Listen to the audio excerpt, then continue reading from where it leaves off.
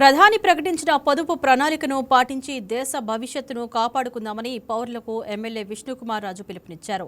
దేశ ప్రజలు బాధ్యతగా వ్యవహరించాలని కోరారు. యుద్ధ ప్రభావంతోనే దేశంపై ఆర్థిక భారం పడుతుందని తెలిపారు. బెంగాల్ తరహాలో తెలంగాణలోనూ బీజేపీ జెండా ఎగురుతుందని జోస్యం చెప్పారు. సంక్షోభాన్ని అధిగమించడానికి ప్రతి ఒక్కరూ సహకరించాలని ఆయన కోరారు. భారత ఆర్థిక వ్యవస్థను కాపాడుకోవడానికి ప్రజల సహకారం కోరుతున్న ఎమ్మెల్యే విష్ణుకుమార్ రాజుతో విశాఖపట్నం నుంచి మా special correspondent Durga Prasad face to face. ప్రస్తుతం ప్రపంచం మొత్తం కూడా ఆర్థిక మాంద్యం ప్రయాణిస్తున్న వేళ దేశ ప్రధాని నరేంద్ర మోదీ అయితే ఇటీవల కీలక వ్యాఖ్యలు చేశారు. సో ఈ వ్యాఖ్యలపై 10 సూత్రాలు కూడా చెప్పడం జరిగింది. ఈ నేపథ్యంలో మనతో పాటు Visakha north BJP MLA Vishnukumar Raju ఉన్నారు. సో ఆయన మాటలోని దేశ ప్రధాని చేసిన సూచనలపై మరిన్ని వివరాలు అడిగి తెలుసుకునే ప్రయత్నం చేద్దాం. గౌరవ ప్రధానమంత్రి నరేంద్ర మోడీ గారు ఈ దేశ ప్రజల్ని విన్నపం చేయడం జరిగింది. ప్రజలందరికీ కూడా ఒకటి, ఏదైతే పెట్రోల్ డీజిల్ ఆదా చేయవలసిన నెసెసిటీ ఉంది, అనవసరమైన ట్రావెల్స్ కూడా తగ్గించుకోవాల్సిన నెసెసిటీ ఉంది. పబ్లిక్ ట్రాన్స్పోర్ట్ సిస్టమ్ ఎక్కడైతే కన్వీనియంట్గా ఉంటుందో దాన్ని యూజ్ చేసుకోమని చెప్పడం జరిగింది.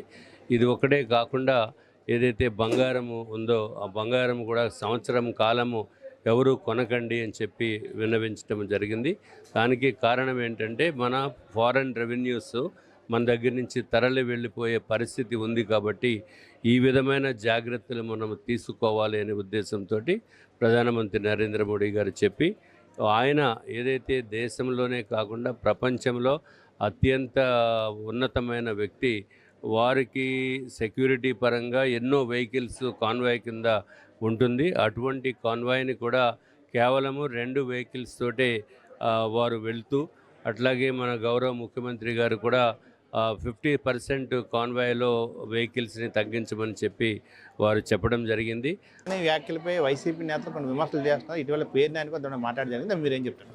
పేరు నాని గారు మాట్లాడటము అది దురదృష్టకరము. ఎందుకంటే ఆయన చాలా అనుభవం ఉన్న మంత్రివర్యులు. అట్లాగే ఆయన చాలా గౌరవప్రదమైన పోస్టుల్లో కూడా చేశారు. ఆయన తొందరపడి మాట్లాడారు. ఏదో విమర్శ చేయాలి కదా అనే ఉద్దేశంతో విమర్శ గబుక్కుని ఏదో మైకు ఉంది కదా అని చెప్పి మాట్లాడేయటము కాదు. ఇప్పుడు మరి వారికే తెలియాలి, సాక్షాత్తు ప్రధానమంత్రి 2 వెహికల్స్లో తిరుగుతున్నారంటే ఇది చిన్న విషయం కాదు. ఈ కోవిడ్ పరిస్థితి దృష్ట్యా అప్పుడు ఏదైతే గతంలో లాక్డౌన్ ఉందో అదే తరహాలో ఇప్పుడు ఆన్లైన్ క్లాసెస్ కానీ లేదా వర్కర్ హోమ్ లాంటివన్నీ నిర్వహించాలని చెప్పి ప్రధాని పిలిపివ్వడం జరిగింది. అట్లాంటి ఇన్ ఫ్యూచర్ కమింగ్ అప్ డేస్లో ఏమైనా లాక్డౌన్ పెట్టే అవకాశం ఉందంటారా? అంటే ఇతర దేశాలు కూడా ఇప్పుడు దాని ప్రతిపాదన తీసుకుంటున్న నేపథ్యంలో అంటే భారతదేశం కూడా అటువైపు అడుగు వేసి ఏమైనా అవకాశం ఉందంటారా?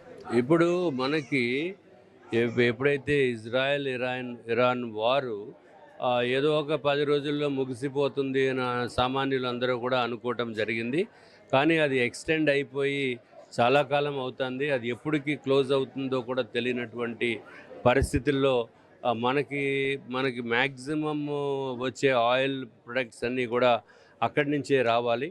కానీ ఆ స్ట్రెయిట్ ఆఫ్ హార్మోస్ ఎప్పుడైతే అక్కడ ఆటంకము ఉందో ఏ షిప్స్ కూడా రానటువంటి పరిస్థితిలో ఇప్పుడు మనము ఫ్యూచర్ని దృష్టిలో పెట్టుకుని కేర్ఫుల్గా ఉండాలి అనే ఉద్దేశంతో ప్రధానమంత్రి గారు చెప్పడం జరిగింది. బెంగాల్ విజయంపై మీరేం చెప్తారు? అండ్ తెలంగాణలో అప్కమింగ్ ఎలక్షన్ కూడా బీజేపీ జెండా ఎగిరే అవకాశం ఉంది, స్పష్టంగా కనిపిస్తున్నాడు కూడా. అక్కడ బీజేపీ శ్రేణులు చెప్తున్నారు. ఇటీవలే ఆ పర్యటన కూడా దేశ ప్రధాని కూడా చెప్పడం జరిగింది. మీరేం చెప్తారు?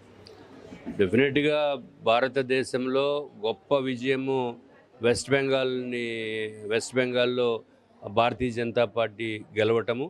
ఇదివరకు 1952 సంవత్సరంలో మాకు భారతీయ జనతా పార్టీకి, అప్పుడు భారతీయ జనతా పార్టీ జనసంఘ్ కింద ఉండేది. అప్పుడు కేవలము ఒక ఎంపీ గారు గెలవటము జరిగింది. అట్లాగే సబ్సిక్వెంట్గా అప్పటి నుంచి ఇప్పటి వరకు సుమారు 75 సంవత్సరాలు అయిపోయినప్పటికీ కూడా మేము భారతీయ జనతా పార్టీ అక్కడ వెస్ట్ బెంగాల్లో గెలవలేకపోయాము. అంటే మెజారిటీ కానీ ప్రభుత్వం ఏర్పాటు చేయలేనటువంటి పరిస్థితి. అక్కడంతా దుర్మార్గపుమైన అత్యంత రౌడీ స్టేట్ కింద అది పేరు పొందింది.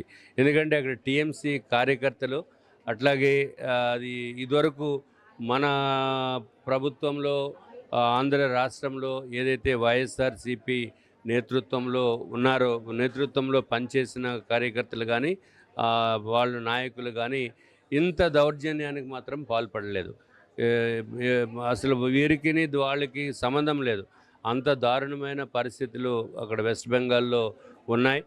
సుమారు భారతీయ జనతా పార్టీకి చెందిన వ్యక్తుల్ని 233 మందిని చంపేయటం జరిగింది. లాస్ట్ 2024 ఎలక్షన్స్కి తర్వాత నుంచి ఇప్పటి వరకు 233 మందిని చంపేయటం జరిగింది. టీఎంసీ వాళ్ళకు గుండాయిజం తోటి అక్కడ రౌడీ రాజ్యము వెళ్తుంది. ఇప్పుడు భారతీయ జనతా పార్టీ అధికారంలోకి ప్రజలు విసిగెత్తిపోయి ఉన్నారు. తప్పనిసరిగా మమతా బెనర్జీ గారిని బయటికి పంపాలి అనే ఉద్దేశంతో భారతీయ జనతా పార్టీకి అత్యధికమైన మెజారిటీ ఇవ్వటం జరిగింది. తనకి ఏదైతే దేశ ప్రధాని ఇచ్చిన పిలుపు సూచనల మేరకు దేశం ప్రపంచం మొత్తం కూడా ఆర్థిక మంది ఈ పయనిస్తున్న తరుణంలో భారత ప్రజలను కూడా దీన్ని పాటించడం ద్వారా ఫైనాన్షియల్గా కొంచెం డెవలప్ అయ్యే అవకాశం ఉంటుంది. మరోవైపు ఏదైతే బెంగాల్లో భారీ విజయాన్ని బీజేపీ అందుకుందో అదే తరహాలో ఖచ్చితంగా వచ్చే తెలంగాణ ఎన్నికల్లో కూడా ఖచ్చితంగా బీజేపీ తన జెండాని తెలంగాణ వేదిక ఎగరేసే అవకాశాలు కూడా పుష్కలంగా ఉన్నాయని చెప్పి కూడా BJP Visakha north MLA Vishnukumar చెప్పడం జరిగింది. వీడియో జర్నలిస్ట్ కిషోర్తో దుర్గాప్రసాద్, వైకే న్యూస్, విశాఖ.